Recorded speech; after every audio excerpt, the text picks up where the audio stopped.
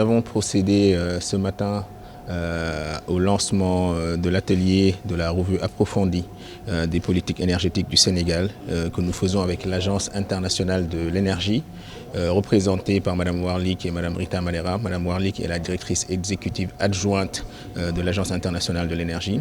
C'est aussi le lieu de se féliciter de la coopération entre l'Agence internationale de l'énergie et le gouvernement du Sénégal à travers le ministère du pétrole et des énergies.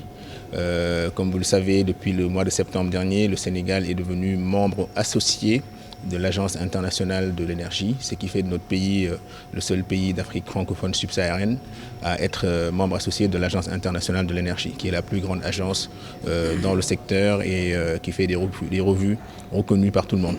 Donc ceci traduit une politique énergétique cohérente de l'État du Sénégal. Nous avons aujourd'hui un taux d'accès à l'électricité l'un des plus grands de la sous-région.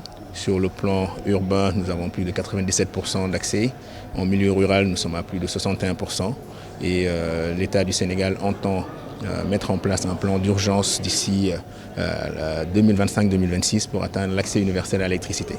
De manière générale aussi, nous avons parlé des projets pétroliers et gaziers. Comme l'a rappelé son Excellence le Président de la République, la transition énergétique du Sénégal se fera avec nos ressources naturelles, avec le gas to power, avec le gas to industry, tout en continuant bien entendu le développement des énergies renouvelables à travers bien entendu la signature de ce Just Energy Transition Partnership où le Sénégal a pris comme engagement d'atteindre 40% d'énergie renouvelable à l'horizon 2030 avec des financements aux alentours de 2,5 milliards d'euros. Donc tout ceci traduit une politique énergétique cohérente que nos partenaires au développement, les partenaires techniques et financiers et l'Agence internationale de l'énergie, qui est l'agence la plus habilitée pour juger des politiques énergétiques des différents pays, qui juge que le Sénégal est sur la bonne voie.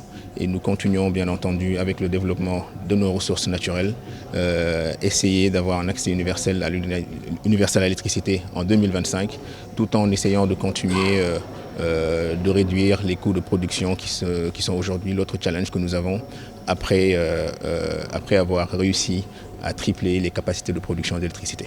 Continuer surtout, la directrice exécutive l'a rappelé tout à l'heure, l'efficacité énergétique qui est un point important que nous allons continuer à développer. Nous avons une agence qui est en charge de l'économie et de la maîtrise de l'énergie.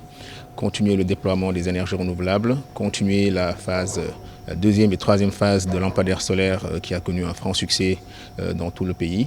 Et aussi, nous l'avons rappelé encore une fois, nos projets pétroliers et gaziers, parce que notre transition énergétique sera basée sur le développement de ces projets et aussi continuer le développement des énergies renouvelables de manière générale. Pour l'électrification rurale, comme vous le savez, depuis 2012, d'importants efforts ont été faits par le gouvernement du Sénégal.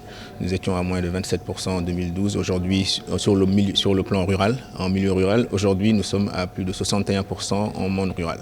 Et le gouvernement a mis en place un plan d'urgence électricité avec comme objectif l'accès universel à la fin 2025, début 2026. Et donc les projets d'électrification rurale vont continuer à travers des extensions de réseau, des mini-centrales solaires dans certaines zones éloignées. Et tout ceci est déjà mis en œuvre avec la Sénélec, Laser, PUDC, Puma et sous la supervision du ministère du Pétrole et des Énergies.